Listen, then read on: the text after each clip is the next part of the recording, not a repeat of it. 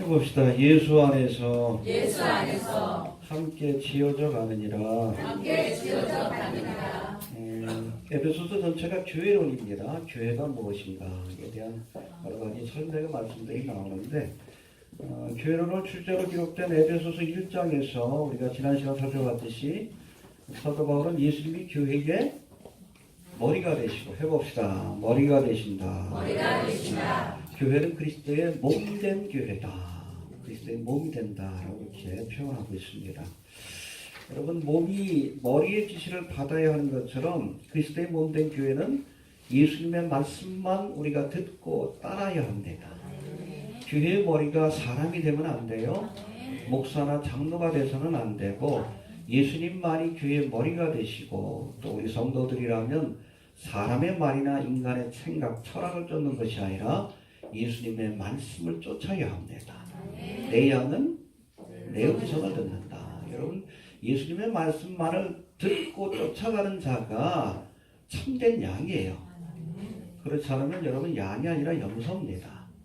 아무튼 교회의 머리는 예수님이시고 우리는 그리스도의 몸된 교회다라는 것을 우리가 지난 시간 살펴봤습니다. 오늘 본문에서는 1장과 마찬가지로 전반부에서는 우리가 어떤 과정을 통해서 구원을 받고 에클레시아, 교회의 일원이 되는지를 설명하고 있고 2장의 맨 마지막인 20절부터 22절까지의 말씀에는 이 교회를 하나님이 거하실 처소인 성전으로 비유하고 있습니다. 해봅시다. 성전으로 비유하고 있다. 성전으로 비유하고 있다. 1장에서는 몸으로 비유하고 있는데 2장에서는 거룩한 성전으로 이렇게 비유하고 있습니다. 그런데 이 성전에서 예수님은 어떤 역할을 하십니까? 건물의 모퉁이 돌이 되신다. 할렐루야. 코너스톤이라는 그런 단어인데 해봅시다. 예수님은 성전의 모퉁이 돌이 되신다. 할렐루야. 이 모퉁이 돌을 의지해서 성전이 세워져야 한다는 이야기입니다. 그래서 살펴볼 겁니다. 1장에서는 예수님과 교회의 관계를 머리와 몸으로 그렇게 설명한 사도 바울이 오늘 본문 2장에서는 건물의 기초가 되는 모퉁이 돌과 성전으로 예수님과 교회의 관계를 설명해 주고 있습니다. 구체적으로 한번 살펴보도록 합니다. 먼저 우리가 교회 구성원이 되는 그런 과정 속에서 은혜로 구원을 받고 하나님의 자녀, 교회의 일원이 되었다라고 말씀합니다. 해봅시다. 은혜로 구원을 받는 것이다. 1절부터 10절까지입니다. 예.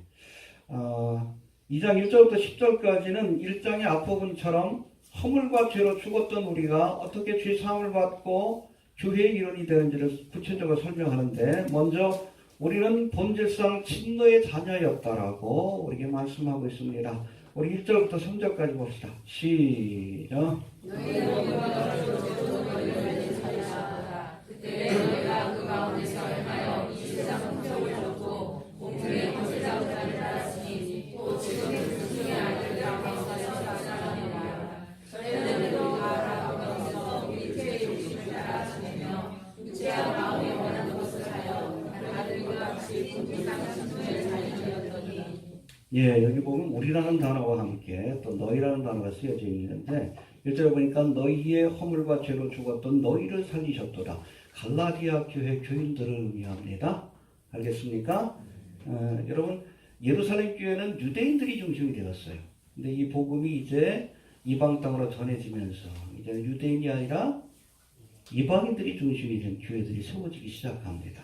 그 중에 하나가 바로 이 갈라디아 교회라는 겁니다. 알겠습니까? 예루살렘 교회와는 달리 대부분 이방인들로 구성된 이 갈라디아 교회 성도들이 하나님을 알기 전에는 세상의 풍속을 쫓고 공중의 권세 잡은 자를 따르고 악한 영의 미혹에 그게 붙들려 살던 본질상 진노의 자녀였다라고 그렇게 상기시켜주는 말씀을 여기서 하고 있는 거예요. 해봅시다. 본질상 진노의 자녀였다. 예. 여러분, 우리가 사도행전 10장에 등장하는 이 고넬료의 회심 사건에서 알 수 있듯이 구약의 관점에서 살피면 이방인들은 처음부터 구원의 여부를 논할 수 없는 진노의 자녀들입니다. 알겠습니까? 전에도 말씀드렸지만 지금도 마찬가지예요. 유대인들은 누가 천국 가고 누가 지옥 갑니까? 유대인 가운데 하나님의 말씀을 잘 지키고 하나님을 잘 믿는 사람이 천국 가는 거고, 유대인 가운데 하나님의 말씀에 불순종하는 사람이 지옥 가는 거예요. 이게 유대인들의 개념이에요. 이방인들은 뭐요? 지옥의 땔감이다. 그렇게 얘기를 합니다. 아예 구원을 논할 자격이 없는 진노의 자녀라고 그렇게 생각을 하고 있는 거예요. 어찌 보면 극단적인 비유 같지만 오늘 본문에서 말씀하는 본질상 진노의 자녀다. 아예 구원을 논할 가치가 없는 존재였다라고 그렇게 선언하고 있는 거예요. 근데 누구로 인해서? 예수님으로 인해서 우리가 하나님의 자녀가 되는 놀라운 특권을 얻게 되었다. 그걸 말씀해 주는 겁니다. 해봅시다. 본질상 진노의 자녀이다. 뭐 안식교 같은 이단에서는 우리가 안식일을 지키고 구약의 율례를 지켜야 된다. 그래야 구원받는다. 헛된 소리입니다.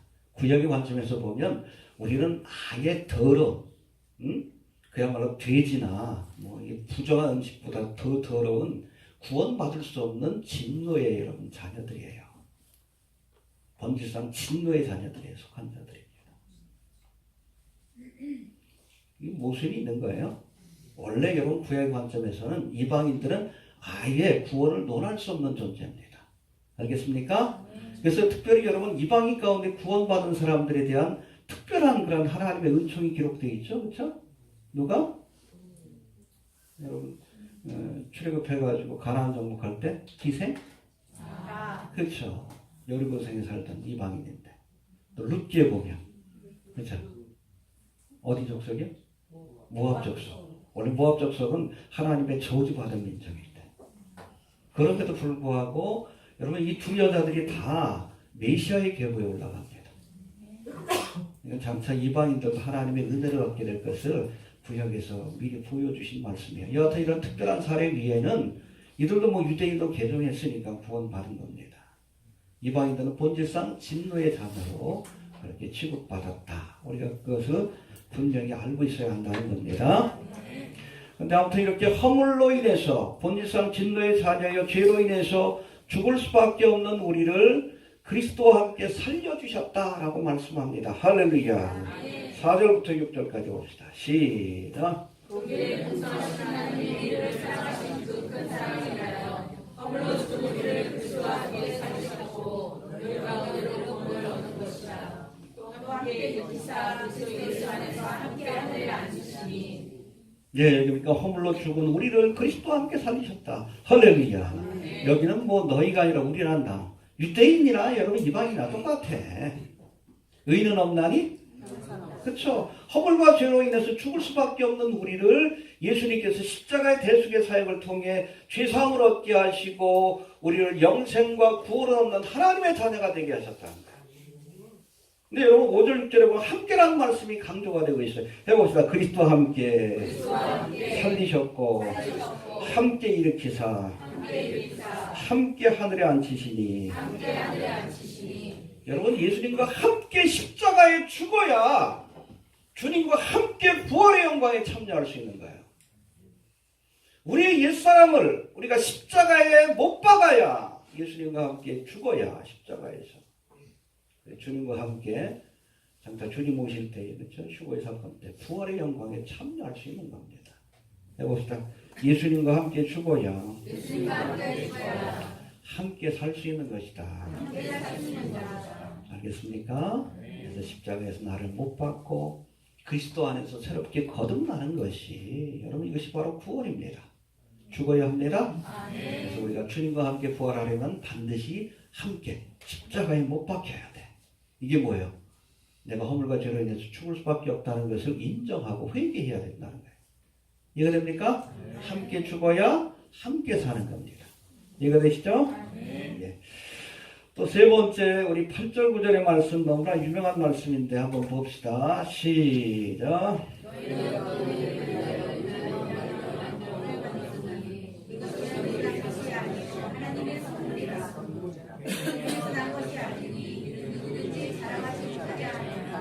이건 꼭 암송해야 될 요절 중에 하나입니다. 굉장히 중요한 말씀이 너희가 그 은혜를 인하여 믿음으로 말미암아 본받았나니 이것이 너희에게서 나는 것이 아니요 하나님의 선물이라 행해서 나는 것이 아니니 이는 누구든지 자랑치 못하게 함이니라. 복음을 아주 핵심적으로 설명한 특별히 이 신득이 우리가 믿음으로 말미암아 행위가 아니라 구원받는다는 것을 요약한 아주 중요한 말씀으로 알려지고 있습니다. 할렐루야. 한번 자세히 살펴봅니다. 먼저 너희가 그 은혜를 인하여 믿음으로 말미암아 구원을 얻었다. 해봅시다. 그 은혜를 인하여. 예, 그 은혜를 인하여는 우리의 구원의 근거가 우리의 행위가 아닌 하나님의 은혜에 근거한다는 것을 선언한 말씀이에요. 할렐루야. 우리가 율법을 지킴으로 혹은 선행을 하거나 수행을 통해서 구원받는 게 아니라 우리의 행위로 구원받는 게 아니에요. 세상의 모든 종교는 우리가 뭘 해야 구원받는다라고 얘기를 합니다. 뭐 선행을 하든지 뭘 지키든지 수양을 쌓든지 그래서 그것을 아래로부터의 종교라고 얘기를 하는 거예요. 바벨탑을 쌓아야 그렇죠. 불교에도 탑이 있잖아. 요즘 등산 가보면 매년 돌탑 쌓아놨어 그냥. 그 원형이 바벨탑이에요. 우리가 뭔가를 해야 공덕을 쌓아야 우리가 천국과 낙원에 간다. 근데 그게 아니죠. 성경은 뭐라고 했어요? 의는 없나니 헛된 겁니다. 헛된 거예요. 여러분 구원은 하나님이 주시는 일방적인 은혜의 선물입니다. 해봅시다. 은혜의 선물이다. 은혜의 선물이다. 왜 선물로 주십니까? 우리의 노력으로는 얻을 수 없기 때문에. 아무리 노력해도 우리가 아무리 바벨탑을 높이 쌓아도 천국까지 쌓을 수 없기 때문에 하나님께서 우리에게 구원의 선물을 주시는 거예요. 공짜로 주시지 않으면 얻을 수 있는 인생이 하나도 없기 때문에 그렇습니다. 말씀드렸죠? 우리 편에서는 공짜지만 하나님 편에서는 독생자를 내어주셨어요. 프라이스는 있습니다. 가치가 없는 게 아니에요. 값으로 평가할 수가 없는 거예요. 그러니까 거저 주실 수밖에 없는 거예요. 그 앞에서 우리의 행위를 드러내는 건 여러분 하나님의 은혜를 모독하는 겁니다. 내가 뭘 했으니까 뭘 지키고 그건 하나님의 은혜를 모독하는 거예요. 더하지 마십시오. 필요하고 충분합니다. 행위로 구원받는 것이 아니라 은혜로 오직 은혜. 믿습니까? 예. 또 두 번째는 은혜를 인하여 믿음으로 말미암아 through faith라고 되어 있는데 우리가 은혜라는 것이 구원의 근거라며 믿음은 믿음으로 말미암아는 구원의 수단이 오직 믿음이라는 것을 우리에게 설명해 준 거예요. 해봅시다. 구원의 수단은 믿음밖에 없다. 알겠습니까? 오직 믿음. 그래서 주님께서 주신 그 구속의 은혜를 받아들인 거예요. 영접하는 자, 곧 그 이름을 그렇죠. 하나님 주시는 은혜의 선물을 receive, 영접한다는 것이 영어로 receive, 받아들이는 거예요. 아무리 주시려고 해도 내가 거부하면 하나님이 강제로 주시지 않습니다. 우리는 자유의지가 있기 때문에. 근데 우리가 그것을 받아들여요. 하나님께서 나를 위해서 십자가에 못 박히셨구나. 그 은혜를 감사함으로 receive, 그게 믿음이에요. 받아들이는 겁니다. 그러면 필요하고 충분합니다. 오직 믿음, 오직 은혜, 오직 믿음. 은혜는 구원의 근거를 설명하고 있고 믿음은 구원의 방법을, 수단을 우리에게 설명해 주고 있는 겁니다. 해봅시다. 오직 믿음. 뭘 행해서가 아니에요. 오직 믿음입니다. 예. 또 9절에 보면 행위에서 나는 것이 아니니 이는 누구든지 자랑치 못하게 하려 하심이라. 9절 한번 다시 봅시다. 시작. 네, 우리가 우리의 행위를 통해서 얻은 구원이라고 뭐 자랑할 것이 있겠지. 내가 헌금 많이 해가지고 구원 받았다. 내가 이렇게 공로를 쌓아가지고 구원 받았다. 그럴 수 있겠지만, 그러나 우리의 행위로 얻은 구원이 아니기 때문에 자랑할 것이 없어요. 그저 나 같은 죄인 살리신 주님의 은혜를 자랑해야 하는 거예요. 예수만 자랑하는 겁니다. 성도들. 알겠습니까? 나 같은 죄인 살리신. 내가 나를 봐도 구원받을 자격이 없는데, 내 행동을 봐도 하나님 앞에 구원받을 자격이 없는데, 이런 죄인을 살려주신 주님의 은혜에 그저 감사하는 것, 주님께만 영광을 돌리는 것, 이것이 올바른 믿음의 모습입니다. 예. 또 네 번째, 10절에 보니까 이렇게 우리를 구원하셨는데 왜 구원하셨는가? 구원의 목적에 대해서 설명하는데 10절 한번 봅시다. 시작. 우리는 그가 만드신 바라 그리스도 예수 안에서 하나님을 위하여 지으심을 받으니 이 일은 하나님이 전에 예비하사 우리로 그 가운데서 행하게 하려 하심이라. 할렐루야. 여기 보니까 그리스도 예수 안에서 선한 일을 위하여 해봅시다. 선한 일을 위하여 지으심을 받았다. 우리가 8절 9절에서 구원의 근거가 뭐예요? 너희가 그 은혜로 인하여. 알겠습니까? 예. 그리고 구원의 방법은 뭡니까? 믿음으로 말미암아. 그렇죠? 구원의 근거와 방법에 대해서 설명했다면 10절에서는 우리를 구원하신 목적이 무엇인가에 대해서 설명해 주고 있습니다. 이게 뭐예요? 예수 안에서 선한 일을 위하여, 선한 일을 하기 위해서. 할렐루야. 해봅시다. 선한 일을 위하여 지으심을 받았다. 예. 여기 10절에 보니까 구원을 선한 일을 위하여 새롭게 지음을 받는 재창조의 역사로 설명하고 있어요. 할렐루야. 영어 성경은 크리에이티드라고 되어 있어요. 여러분 구원의 역사는 아예 새로운 피조물로 거듭나는 거예요. 고린도후서에 보니까 그런데 누구든지 그리스도 안에서는 새로운 피조물이라. 보라 이전 것은 지나갔으니 새 것이 되었도다. 새롭게 창조되는 겁니다. 거듭나야 돼요. 알겠습니까? 완전히 새로운 피조물로 거듭나야 합니다. 재창조의 역사로 이렇게 설명하고 있는데 여하튼 우리를 이렇게 구원하여 새로운 피조물로 지으신 목적이 있는데 그것이 바로 선한 일을 위하여 라고 설명하고 있습니다. 해봅시다. 선한 일을 위하여. 선한 일이 뭐예요? 막연하죠? 마태복음 10장 17절에 보니까 예수님은 자신을 나는 선한 목자라. 예수님이 선한 분입니다. 또 누가복음 18장 18절 19절에 보면 흥미로운 말씀이 나오는데 어느 날 한 관리가 예수님 앞에 나와서 예수님 앞에 선한 선생님이요 해봅시다. 선한 선생님이요. 그러면서 영생의 도리를 묻습니다. 그랬더니 예수님이 반문하셔요. 네가 어찌하여 나를 선하다 일컫느냐. 하나님 한 분 외에는 선한 이가 없느니라. 해봅시다. 하나님 한 분 외에는 선한 이가 없느니라. 이게 뭐예요? 예수님을 선한 선생님이라고 부르려면 예수님을 성자 하나님으로 인정해야 된다는 뜻이에요. 실제로 성자 하나님이십니다. 이처럼 선은 하나님께 속한 성품이에요. 선한 일이라는 것은 바로 선하신 하나님의 뜻을 이루는 일입니다. 알겠습니까? 예, 해봅시다. 선하신 하나님의 뜻을 이루는 일이다. 그러게 오늘 본문에서 예수 안에서 선한 일을 위하여 지으심을 받았다. 이 말씀은 주님의 선한 뜻을 이루는 도구가 되게 하시려고 우리를 구속하여 새로운 피조물로 창조하셨다는 그런 의미로 해석이 되어야 하는 겁니다. 알겠습니까? 여러분 하나님의 뜻이 선한 거예요. 알겠습니까? 그 뜻을 벗어난 것이 악한 겁니다. 하나님의 말씀에서 벗어난 것이 악한 겁니다. 이해가 됩니까? 동성애 하지 마라. 동성애가 악한 거예요. 알겠습니까? 우상 섬기지 마라. 그렇죠? 우상 숭배가 악한 겁니다. 기준이 뭐예요? 하나님의 말씀에 자꾸 캐논이 무너져서 그래요. 사탄 마귀는 끊임없이 네 마음대로 생각하고 행동하라고 이렇게 가르칩니다.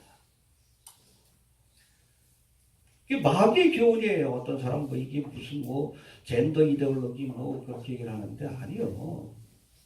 근본적으로 사탄 마귀의 이데올로기입니다. 내 마음대로 네 생각하는 대로 방탕한 삶을 살아가라고 계속 미혹해. 아니에요. 그럼 하나님의 말씀대로 살아야 합니다. 하나님의 뜻이 선한 겁니다. 이해가 됩니까? 바로 이런 선한 일, 하나님의 뜻을 따라 하나님이 기뻐하시는 일을 하게 하시려고 우리를 구속하여 주셨음을 기억할 수 있게 되길 바랍니다. 예, 그래서 우리가 예수 믿는 사람들이 선한 일을 하는 것은 구원받기 위한 게 아니에요. 왜 하는 겁니까? 구원받았기 때문에 하는 거예요. 이해가 됩니까? 예, 주님의 선한 일에 힘쓰는 자들이 되어야 합니다. 예. 그리고 11절부터 19절까지는 그리스도 안에서 이제 특별히 유대인과 이방인이 어떻게 하나 되어서 교회의 구성원이 되었는지에 대해서 설명합니다. 할렐루야. 뭐 지금 뭐 교회도 우리 한국 교회 대부분 다 우리 한국 사람들만 있지만 그 당시 초대교회는 유대인들과 이방인들이 함께 섞여 있었어요. 근데 이들이 어떻게 처음에는 섞일 수 없는 사람들이었는데 그렇죠? 특별히 유대인들은 그 선민의식이 강해요. 이방인들은 그냥 지옥의 땔감으로 볼 정도로. 근데 어떻게 이들이 하나 되어서 교회의 구성원으로서 그렇게 세워져 가는지에 대해서 설명하는데 먼저 11절 12절 한번 봅시다. 시작.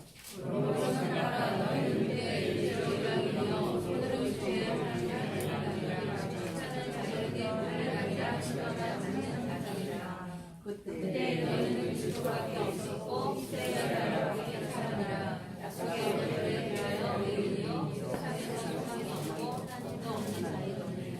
예, 여기서 또 너희라는 말을 쓰죠. 갈라디아 교인들이 이방인들을 향해서 뭐라고 합니까? 너희는 이방인이고 또 할례당이라 칭하는 자들에게서는 무할례당이고 또 그리스도 밖에 있었고 아웃사이더라는 얘기예요. 아웃사이더. 이스라엘 나라 밖의 사람이고 외인이고 소망이 없고 하나님도 없던 자인데 할렐루야. 근데 이제 예수를 믿고 하나님의 자녀가 되는 놀라운 은혜를 얻게 되었다는 겁니다. 믿습니까? 예. 또 두 번째 14절 한번 봅시다. 시작.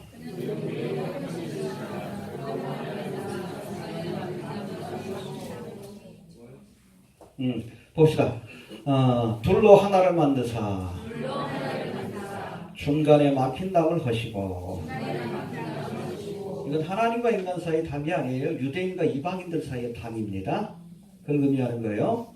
여러분 유대인들과 이방인들 사이에는 적어도 예수님 이전에는 허물지 못하는 구분이 있었습니다. 막힌 담이 있었어요. 근데 예수님께서 이 둘 사이에 막힌 담을 허시고 하나가 되게 하셨다는 겁니다. 할렐루야. 교회 안에서, 에클레시아 안에서. 믿습니까? 실제로 여러분 사도 바울 당시 뭐 성전이 무너지기 전이니까 AD 70년 전이니까 성전이 무너지기 전에 그 성전에는 이방인의 뜰이 따로 있었습니다. 그래서 성전에 들어가되 거기까지만 들어갈 수 있어요. 성소와 지성소는 누구만? 유대인들만 들어가요. 그래서 이방인의 뜰과 성소 사이에는 유대인이 들어갈 수 있는 성소 사이에는 담이 가로막혀 있습니다. 그리고 그 담에다가 글씨를 써놨어요. 헬라어와 라틴어로. 다 모든 사람 이방인들이 볼 수 있도록. 그 당시 뭐 전 세계 공용어가 헬라어였고 또 로마가 지배하던 당시니까. 뭐라고 쓰여졌냐면 해봅시다. 이방인이 출입하면 죽음을 면치 못하리라. 실제로 돌을 쳐 죽였습니다. 들어가면. 근데 그 답을 예수님이 하신 거예요. 뭘 통해서? 그렇죠. 이방인과 여러분 유대인의 구분을 하시고 누구든지 예수를 믿기만 하면 이제는 하나님의 자녀가 될 수 있는. 그렇죠? 이제 이방인의 뜻에만 머무는 것이 아니라 이방인들도 예수를 믿기만 하면 성소와 지성소로 들어가 하나님을 만날 수 있는 할렐루야. 그런 은총을 얻게 되었다는 겁니다. 이게 놀라운 겁니다. 십자가의 사건이. 그래서 예수님 십자가에 못 박히실 때 뭐가 찢어졌죠? 휘장. 그게 뭐예요? 성소와 지성소를 가르는. 그렇죠? 하나님 앞에 이제 지성소까지 이제 나아갈 수 있는 길이 열린 거예요. 뿐만 아니라 오늘 본문에서는 이방인과 유대인 사이에 그 담도 허무셨다라고 말씀합니다. 할렐루야. 그러니까 이런 유대인뿐 아니라 이방인들도 예수를 믿기만 하면 성소와 지성소로 들어가 하나님을 직접 만나서 하나님을 아바 아버지라 부를 수 있는 하나님의 자녀가 되는 특권을 주셨다는 거예요. 이해가 되시죠? 예. 그래서 뭐 18절에 둘이 한 성령 안에서 아버지께 나아가게 되었다라고 말씀합니다. 18절 한번 봅시다. 시작.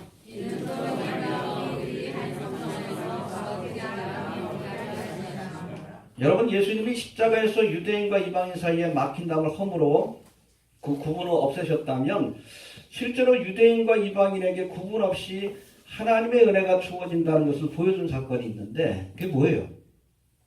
성령의 은혜가 주어진다. 이방인들에게도. 사도행전 10장에 나오는 고넬료의 가정이 성령이 임하는. 할렐루야.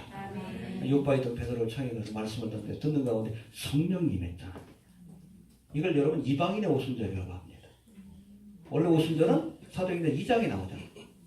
그때 여러분 성령 충만 받아서 유대인들이요 다. 120문도. 그렇죠? 근데 이방인들에게도 성령이 임한다는 것, 그것이 바로 고넬료 가정을 통해서 보여주셨어요. 똑같이 하나님의 은혜가. 이방인들도 예수를 믿기만 하면 성령 충만 받는다는 것. 그래서 성령 안에서 살아내게 한 사건이에요. 고넬료의 사건이. 이해가 됩니까? 누구든지 예수를 믿기만 하면, 여러분 구약시대에 성령 충만 받는다는 것은 특별한 은총입니다. 특별한 선지자나 사명자 외에는 성령 충만을 경험할 수가 없어요. 지금은 누구든지 구하면 성령을 주시는, 심지어 우리 같은 이방인들도 성령 충만을 받는 은혜의 시대가 열린 거예요. 네. 알겠습니까? 성령 안에서 유대인이나 이방인이 구분 없이 하나님 앞에 나아갈 수 있는 길이 열리게 되었다. 그게 바로 은혜의 시대입니다. 할렐루야. 됐습니까? 예, 또 결론이 19절인데 19절 보고 지나갑시다. 시작.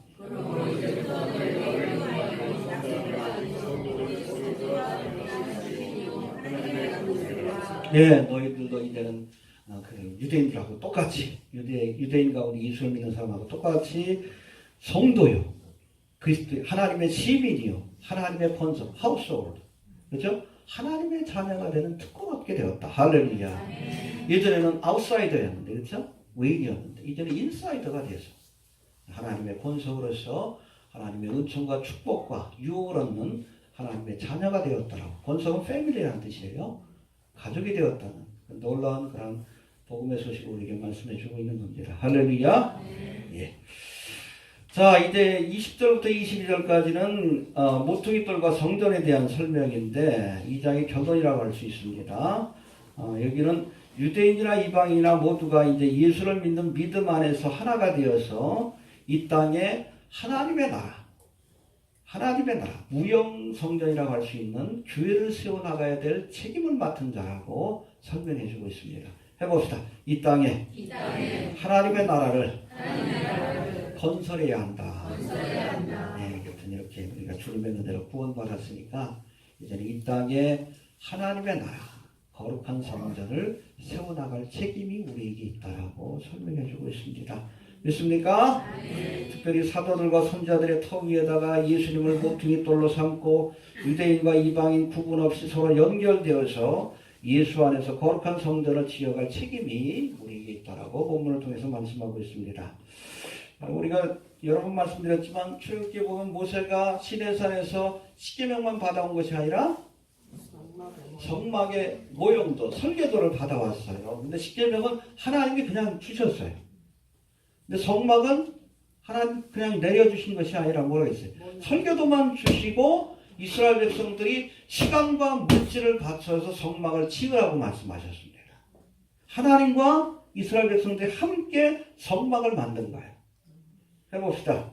시간과 물질을 바쳐서 식양대로 짓게 하셨다. 알겠습니까? 식양이라는 건 설계도예요. 설계도. 그래서 여러분 출애굽기에 보면 성막이 지어지는 과정 쭉 보면 이스라엘 백성들이 돈 많은 사람들은 보석도 바치고 금도 바치고 또 그 바칠 것이 없는 그런 가난한 사람은 실을 꽈가지고 그걸 바치고 아무튼 그 모든 것들을 다 합해서 또 특별히 재능 있는 사람은 자신의 재능과 시간을 바쳐서 성막을 짓는 모습이 상세하게 기록되어 있습니다. 할렐루야. 아무튼 성도들의 헌신을 통해 해봅시다. 성도들의 헌신을 통해 지어져 가는 것이다. 오늘 교회도 마찬가지입니다. 하나님이 우리와 함께 이해가 되십니까? 네. 구체적으로 한번 살펴봅시다. 먼저 이 하나님의 성전 교회는 사도들과 선지자들의 터 위에다가 기초가 중요해요. 아무데나 세우면 안 됩니다. 알겠습니까? 모래 위에다 세우면 안 돼. 반석 위에 세워야죠. 특별히 여기서는 사도들과 선지자들의 터 위에 이 건물을 세워야 한다. 교회를 세워야 한다라고 말씀합니다. 20절 한번 봅시다. 시작. 너희는 사도들과 선지자들의 터 위에 세워주는 유자 예, 해봅시다. 사도들과 선지자들의 터 위에 세움을 입은 자라. 이게 뭔가 하면 구약의 선지자들이 예언하고 뭐에 대해서 예언했어? 메시아에 대한 예언이지. 예수님. 그렇죠? 사도들이 목적한 예수 그리스도에 대한 믿음의 터 위에 교회를 세워야 합니다. 예수님에 대한 믿음의 터 위에다가 세워야 돼요. 알겠습니까? 우리가 예배를 시작할 때 뭐로 시작해요? 사도신경. 그것이 바로 예수님에 대한 믿음을 고백하는 거예요. 이해가 되십니까? 뭐 어느 교회에서는 뭐 특별히 안식교나 뭐 영향을 받는데 사도신경도 뭐 외우면 안 될 것처럼 얘기하는데 반드시 필요한 겁니다. 예배 가운데 신앙의 고백에 빠지면 안 돼요. 마음으로 믿어? 입으로 시인하여? 신앙의 고백 위에 여러분 교회가 세워지는 거예요. 우리가 믿는 신앙의 고백, 그거 다 들어가 있잖아요. 사도신경 안에. 성부, 성자, 성령에 대한 믿음, 또 영생과 부활에 대한 믿음 다 들어가 있다. 이게 굉장히 중요합니다. 알겠습니까? 우리가 예배 시간에 암송한 사도신경이 바로 이런 사도들의 신앙을 요약한 것인데 많은 신학자들은 이런 사도신경의 원형을 뭐로 볼까요? 마태복음 16장 16절에 보면 사도신경의 원형이 나와요. 여기에 조금 더 이제 첨삭을 해가지고 살을 붙여가지고 오늘날의 그 사도신경이 만들어진 거예요. 주는 가이사랴 빌립보, 지금은 텔다입니다. 주는 그리스도시요 살아계신 하나님의 아들입니다. 할렐루야. 해봅시다. 주는 그리스도시요 살아계신 하나님의 아들입니다. 그래서 이제 공생회를 끝내고 제들과 함께 텔다, 거기가 물이 흐르는 지역이에요. 수원지 헬몬산에서 이렇게 눈이 녹고 그러면 거기서 물이 딱 솟구칩니다. 에덴 동산 같아요. 아름다운 곳입니다. 물이 귀한 여러분 이스라엘 땅에서 샘이 솟는 곳, 정말 우리가 바라보는 그런 뭐 샘하고는 달라요. 개념이 다릅니다. 생명이에요. 텔다. 거기서 이제 마지막으로 제자들과 3년 동안의 사역을 그렇게 정리하면서 사람들이 나를 누구라 하느냐, 뭐 선지자라고 하기도 하고 세례요한이라고 하기도 하는데 대답하니까 예수님 뭐라고 했을까? 다음 너희는 나를 누구라 하느냐? 해봅시다. 너희는 나를 누구라 하느냐? 3년 동안 가르쳤는데 제대로 가르쳤는지 주님 확인하고 싶은 거예요. 다 머뭇거려. 그럴 때 여러분 베드로가 나서서 뭐랍니까? 주는 그리스도시요 살아계신 하나님의 아들입니다. 당신이 바로 하나님의 아들 메시아입니다. 아, 예수님 너무 기쁘셨다. 바요나 시모나 이것을 알면 무슨 사람이 아니라 성령께서 알게 하신 것이다. 이제부터는 네 이름을 시몬이 아니라 베드로. 무슨 뜻이요? 반석. 그것은 또 뭐라고 말씀합니까? 내가 이 반석 위에 내 교회를 세우리니 음부의 권세가 이기지 못하리라. 해봅시다. 내가 이 반석 위에 내 교회를 세우리니. 그렇죠? 시몬의 이름을 반석이라는 뜻을 가진 베드로로 바꿔놓으시고 내가 이 페트라, 이 베드로, 이 반석 위에다가 내가 교회를 세우리라. 로마 카톨릭에서 이것을 베드로라고 해석을 해요. 그래서 자기들만이 정통성이 있다고 얘기를 하는데 웃긴 얘기고 잘못된 해석이고, 거기서 말하는 여러분 반석은 베드로의 신앙 고백입니다. 주는 그리스도시요 할렐루야.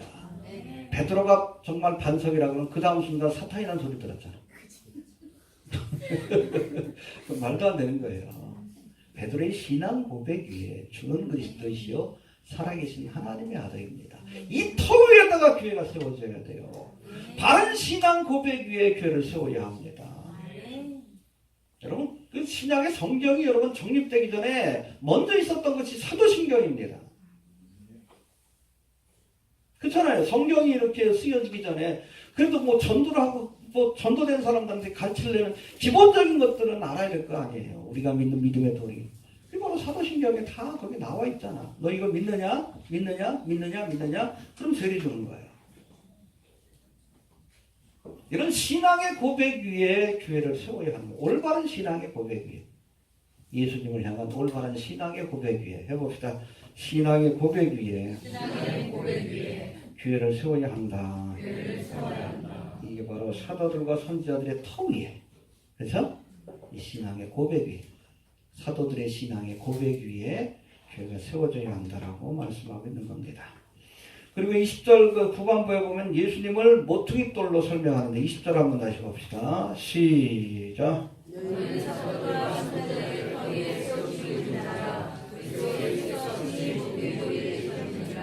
할렐루야. 사도들과 선자의 터 위에 신앙 고백 위에 교회를 세우되 예수님을 모퉁이 돌로 삼아 교회를 세워야 한다는 겁니다. 이 말씀은 시편 118편 22절에 나온 말씀 해봅시다. 건축자의 버린 돌이 집 모퉁이에 머릿돌이 되었다. 성경 여러 군데 여기 보면 인용한 그런 말씀들이 나오는데 여기서 말하는 집 모퉁이의 머릿돌, 이 모퉁이 돌인지 머릿돌인지 헷갈리죠? 그러다 보니까 영어 성경에는 킹제임스 버전하고 NASB, 뉴 아메리칸 스탠다드 버전 같은 경우에는 이거를 The Chief Cornerstone이라고 이렇게 해석을 해놓습니다. 해봅시다. 코너스톤. 모퉁이 돌이라는 거예요. 모퉁이 돌. NIV 성경에서 이것을 캡스톤. 머리 위에 세우는, 위에다 이게 캡을 씌우듯이 하는 캡스톤을 해석해 놨는데, 근데 성경의 문맥을 통해서 보면 이 단어는 건물을 완공하고 그 꼭대기 위에다 세우는 캡스톤이 아니에요. 코너스톤이 맞습니다. 알겠습니까? 이 코너스톤의 역할은 건물 전체의 하중을 견뎌내고 여기를 비롯해가지고 기둥을 세워가지고 건물을 세우는 거예요. 건물의 모든 그 힘을 다 받는 것이 코너스톤의 역할이에요. 여러분, 교회가 예수님의 십자가의 희생을 통해서 세워졌다는 것을 보여주는 말씀이에요. 그래서 여러분, 캡스톤이라고 하면 안 됩니다. 일루미나티들이 믿는 것이 캡스톤이죠. 그렇죠? 피라미드 꼭대기에 뭐가 있어요? 호루스에는 캡스톤이에요. 그게 캡스톤이고 예수님은 코너스톤입니다. 예수님은 십자가에 죽고 섬기기 위해서 오신 분이요. 코너스톤이 되십니다. 그 예수님의 희생으로 교회가 세워지는 거예요. 근데 여러분, 장차 오게 될 적그리스도는 캡스톤이요. 이 땅을 피라미드와 같은 세상으로. 그래서 그 꼭대기에 누가 자신이 굴리면서 사람들을 종처럼 부려먹으려고 온 거예요. 알겠습니까? 예수님은 코너스톤이 되십니다. 십자가의 희생을 통해 이 땅에 교회를 세우시는 분입니다. 그러나 장차 이 땅에 오게 될 캡스톤, 1달러짜리 보면 나오잖아요. 그렇죠? 눈깔 하나짜리. 이 적그리스도를 상징하는데 군림하기 위한 그 밑에 있는 보십시오. 13개의 단계로 있는 세상을 이렇게 계층으로 나누는 거예요. 사람 위에 사람 있고 사람 밑에 사람 있고 계급사예요. 지금 그렇게 되고 있죠? 그렇잖아요. 태어날 때부터 금수저. 요즘 뭐 태어날 때부터 부동산 이렇게 다 도저히 넘을 수 없는 신분이 되고 있어요. 자꾸 그런 사회를 만들어 갑니다. 이건 도저히 넘을 수 없어요. 여러분들 아무리 출세해도 건물주보다 잘 살 수 없어요. 아무리 열심히 해도. 자꾸 그런 사회를 만들어 가요. 일루미나티가 원하는 피라미드의 사회. 꼭대기에 여러분 일루미나티들이 있고 그 위에 캡스톤, 적그리스도가 있는 거예요. 이걸 무너뜨리고 하나님의 나라를 세우기 위해 주님이 오시는 겁니다. 그래서 사람들이 해방될 수 있기 때문에, 참된 구원을 얻을 수 있기 때문에. 어떤 주님께서는 모퉁이 돌이 되십니다. 해봅시다. 모퉁이 돌이 되신다. 예, 또 22절에 보니까 함께 지어져 간다. 여기 또 함께라는 말씀이 나오는데 22절 한번 봅시다. 시작.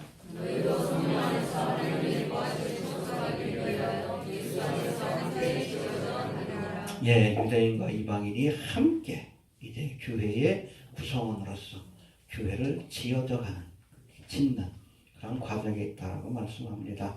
또 여기 보니까 지었다라고 하지 아니하시고 지어져 간다라고 했습니다. 현재 진행형이 해봅시다. 지어져 간다.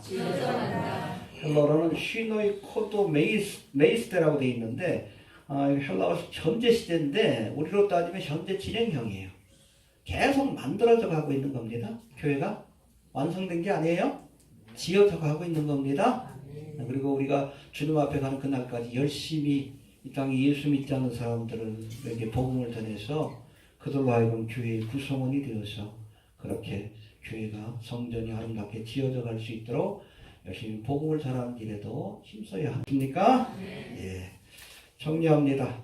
너희가 그 은혜로 인하여 믿음으로 말미암아 구원을 얻었나니 해봅시다. 너희가 그 은혜를 인하여 믿음으로 말미암아 구원을 얻었나니 이것이 너희에게서 난 것이 아니요 하나님의 선물이라.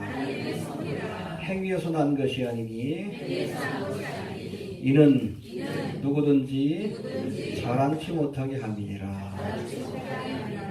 예, 은혜로 구원받은 겁니다. 알겠습니까?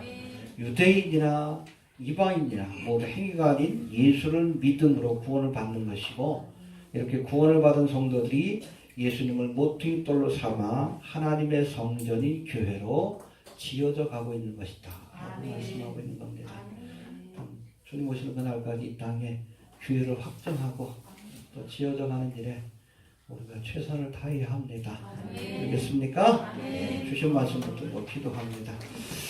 하나님 은혜를 감사합니다. 너희가 그 은혜를 인하여 믿음으로 말미암아 구원을